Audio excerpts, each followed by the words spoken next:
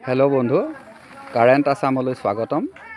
एया चाওক আজি আমি এই কাতি মাহৰ যেহেতু আৰু 2টা দিন বাকি আছে, এতিয়াই আমি অলপমান ভাল খাচি পুলি ৰোপণ কৰিবৰ কাৰণে আগবাঢ়িছো।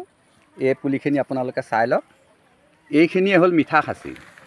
এয়া চাওক মিঠা খাচি আৰু পুলি ৰোপণ কৰোঁতে এইটো জোখেই হ'ব লাগে। 2.5 ফুটৰ পৰা 3 ফুট পৰ্যন্ত আছে। চাওক ইয়াৰ পুলিবিলাক बहुत सुंदर ग्रोथ। अति सोनकाले आपुनि এই কাতি মাহত ৰোপণ কৰি দিয়ক। অহা বছৰ কাটিলে এইজোপা গছত মানে মানুহ উঠিব পৰা হ'ব, ইমানেই বাঢ়ি যাব। সৰু ল'ৰা ছোৱালী গছজোপাত উঠি যাব পৰা হ'ব। চাওক বন্ধু, উপযুক্ত সময়ত উপযুক্ত কাম আপুনি কৰি যাওক, আপুনি নিশ্চয় সফল হ'ব। এয়া চাওক ইতিমধ্যে আমি এয়া গাঁত খানি ৰেডি কৰিছোঁ। এই গাঁতবিলাক আমি এনেকৈ খানিছোঁ। চাওক এয়া চাওক এই গাঁতবিলাকতে আমি খাচি পুলিবিলাক এতিয়া ৰোপণ কৰিম। এনেকৈ আপোনালোকে খাচি পুলিবিলাক বাছনি কৰি ল'ব। চাওক এইবিলাকেই হৈছে মিঠা খাচি।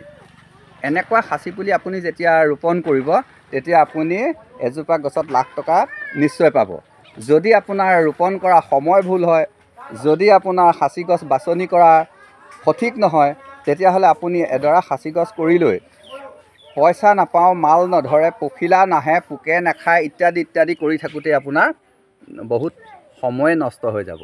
গতিকে আপুনি অতি সোনকালে এই কাতি মাহৰ ভিতৰতে আপুনি 10টা খাচি পুলি আপোনাৰ বাৰীৰ ঢাপত বা আপোনাৰ ফুলনিৰ মাজত বা আপোনাৰ পিৰালিৰ কাষত আপুনি ৰোপণ কৰক।